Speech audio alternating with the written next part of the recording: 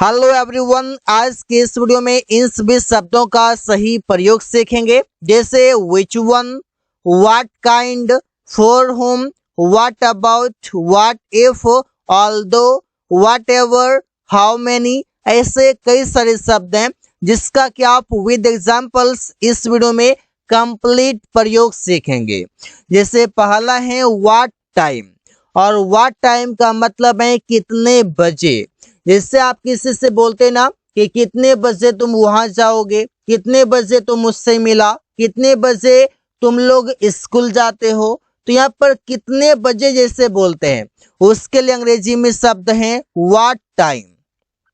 जैसे रमेश कितने बजे उससे बात किया, what time did Ramesh talk to him. यह सेंटेंस पास्ट इंडेफिनिट का है, इस वजह से इसमें व्हाट टाइम के बाद हेल्पिंग वर्ब डिड आएगा, सब्जेक्ट आएगा और इसके बाद वी1 आएगा। वो कितने बजे बाजार गए, what time did he go to market. तो यहाँ पर ये सेंटेंस इंट्रोगेटिव है, यहाँ पर प्रश्न पूछा जा रहा है, इस वजह से सेंटेंसेस में सबसे पहले व्हाट टाइम, इसके बाद हेल्पिंग वर्ब टेंस के अनुसार आएगा। अगला है सो व्हाट, और सो व्हाट का मतलब है तो क्या। अब सेंटेंस में कैसे प्रयोग करते हैं वो देखिए। तो वो क्या खेलना चाहता है, तो वो क्या खेलना चाहता है, तो सेंटेंस बनेगा so what does he want to play. तो तुम क्या पढ़ रहे हो, कुछ भी हम बात करते हैं उसके बीच में हम बोल देते हैं तो तुम क्या पढ़ रहे हो, तो बोलते हैं so what are you reading. So what are you reading, तुम क्या पढ़ रहे हो। तो सो व्हाट का मतलब हो गया तो क्या। व्हाट काइंड, और व्हाट काइंड का मतलब है किस प्रकार या किस प्रकार का, किस प्रकार का किताब तुमने खरीदा। तो what kind of book did you buy, कि किस प्रकार का पेन रवि के पास है। व्हाट काइंड ऑफ पेन, इसका मतलब हो गया किस प्रकार का पेन, किस प्रकार का किताब डज रवि हैव, रवि के पास है।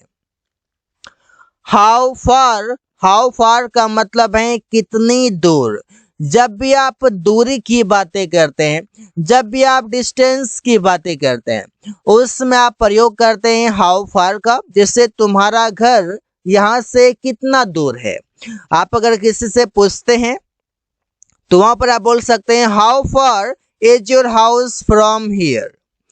स्टेशन कितनी दूर है, how far is the station, how far is the station, station कितनी दूर है, तो इससे बोल सकते हैं। फॉर हुम, फॉर हुम का मतलब है किसके लिए, रवि किसके लिए यह काम करता है। For whom does Ravi do this work. तो फॉर होम का मतलब हो जाएगा किसके लिए, और ये किसी पर्सन के लिए प्रयोग होगा। कोई मेल और फीमेल दोनों हो सकता है। प्रिया किसके लिए खाना पकाई, for whom did Priya cook food. For whom did Priya cook food, Priya किसके लिए खाना पकाई। अगला शब्द है व्हाट अबाउट। व्हाट अबाउट का मतलब है किस बारे में, और इसका प्रयोग किसी थिंग के लिए करते हैं, किसी वस्तु के लिए करते हैं।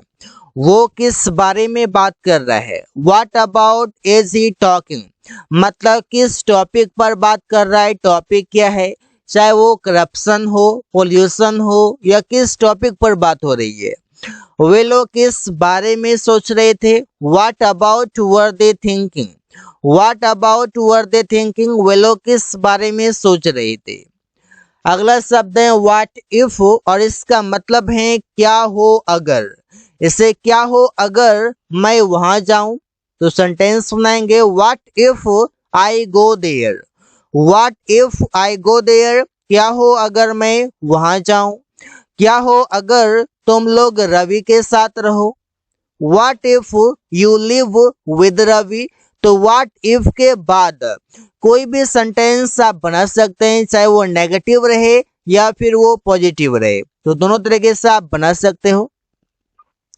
विच वन, और विच वन का मतलब है कौन सा वाला, तुम्हें कौन सा वाला चाहिए। Which one do you like, which one do you like, तुम्हें कौन सा वाला चाहिए। रवि कौन सा वाला खरीदा, which one did Ravi buy, which one did Ravi buy, Ravi कौन सा वाला खरीदा। तो कौन सा वाला जैसे बोलते हैं तो विच वन, और विच वन तभी हम प्रयोग करेंगे जब हमारे पास ऑप्शन हो। जैसे कि हमारे पास अगर मोबाइल है तो एक है सैमसंग का, और एक है रियलमी का, और एक है रेडमी का। 3 कंपनी का है। यहाँ पर 3 हमारे पास ऑप्शन है, और उसमें से मैंने पूछा कि तुमने कौन सा वाला खरीदा या तुम्हें कौन सा वाला चाहिए, तो वहां पर हम बोलेंगे विच वन। हाउ लॉन्ग, और इसका मतलब है कितना। अब ये कितना देर की बातें होगी। देर का मतलब है कि यहाँ पर टाइम की बातें होगा, कितना देर मतलब कितना समय। तो उसके लिए आप प्रयोग करेंगे हाउ लॉन्ग। तुम कितना देर किताब पढ़ते हो या कितनी देर किताब पढ़ते हो। How long do you read the book, how long do you read the book, तुम कितनी देर किताब पढ़ते हो। वे लोग कितनी देर टीवी देखा, how long did they watch TV, वे लोग कितनी देर टीवी देखा, how long did they watch TV. तो ऐसे ही प्रयोग कर सकते हैं। ऑल्दो, ऑल्दो का मतलब है हालांकि, हालांकि का मतलब है ऑल्दो, जिससे हालांकि वो ईमानदार है। ऑल्दो ही इज ऑनेस्ट, इसका प्रयोग ऐसे करते हैं, हालांकि वो ईमानदार है फिर भी उसके पास पैसे नहीं है। हालांकि तुम लोग परीक्षा की तैयारी कर रहे हो फिर भी तुम लोग पास नहीं होते हो। ऐसे बात करते हैं, although you are preparing for the exam, हालांकि तुम लोग परीक्षा की तैयारी कर रहे हो। ऐसे बोल सकते हैं वाट एवर, और इसका मतलब है जो कुछ भी या जो भी, दोनों तरीके से बोल सकते हैं। जो कुछ भी वे लोग खेल रहे हैं, जो कुछ भी वे लोग खेल रहे हैं मतलब कैरम हो रहा है या क्रिकेट हो रहा है या चेस हो रहा है, कुछ भी खेल रहा हो मतलब कोई भी गेम खेलने की बातें हो रही है। तो यहाँ पर आप बोलेंगे जो कुछ भी मतलब व्हाट एवर वे लोग खेल रहे हैं, दे आर प्लेइंग। जो कुछ भी तुम पढ़ रहे हो, आप पढ़ने की बात हो रही है, तो whatever you are reading, whatever you are reading, जो कुछ भी तुम पढ़ रहे हो। अगला शब्द है एज सुन एज, और इसका मतलब है जैसे ही, जैसे ही उसने देखा। As soon as he saw, जैसे ही वो आया। As soon as he came, जैसे ही उसने अंग्रेजी बोला हम लोग चकित हो गए। तो इस तरीके से बोलते हैं और इस तरीके से प्रयोग करते हैं।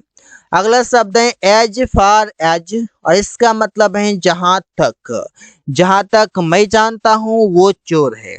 As far as I know he is a thief, जहां तक अंग्रेजी की बात है। एज फार एज, जहां तक अंग्रेजी की बात है। इंग्लिश इज कंसर्न्ड, तो ऐसे ही प्रयोग कर सकते हैं। हाउ मैनी, हाउ मैनी का मतलब है कितने, कितने कार उसके पास हैं। How many cars does he have, how many cars does he have, कितने कार उसके पास हैं। कितने किताब उसने खरीदा। हाउ मैनी बुक्स, कितने किताबें डिड ही बाय, उसने खरीदा। तो हाउ मैनी का प्रयोग जब भी आप करेंगे काउंटेबल नाउन के साथ प्रयोग करेंगे, और ये काउंटेबल नाउन प्लुरल होगा। जैसे यहाँ पर कार्स, बुक्स, ये ऐसा ही आएगा, मतलब कोई भी नाउन में एस या एस लग के ही आएगा। अगर कोई नाउन प्लुरल ही है तब उसमें नहीं लगेगा। जैसे ये मैन प्लुरल है, जैसे ये पीपल, ये भी प्लुरल है, इसमें एस या एस की कोई बातें नहीं है। लेकिन जैसे कार है तो कार्स आएगा, बुक है तो बुक्स आएगा। अबाउट हुम, और इसका मतलब है किसके बारे में। अब यहाँ पर इसका प्रयोग करते हैं किसी पर्सन के लिए। तुम किसके बारे में बता रहे हो। अबाउट हुम आर यू टेलिंग, सुमन किसके बारे में सोच रहा है। अबाउट हुम इज सुमन थिंकिंग। यहाँ पर ऐसे सेंटेंसेस बना सकते हैं कई सारे। हाउ ऑफन, और इसका मतलब है कितनी बार, वो कितनी बार यहाँ आया। How often did he come here, Suman कितनी बार खाना खाता है? How often does Suman eat food? तो हाउ ऑफन का मतलब हो गया कितनी बार। जब भी आप कितनी बार तुम मुझसे मिलते हो, कितनी बार तुम मोबाइल चलाते हो, कितनी बार तुम वहां जाते हो, तो इससे हम बोल सकते हैं कितनी बार, और इसका अंग्रेजी how often. So guys, thanks for watching. That's all for today.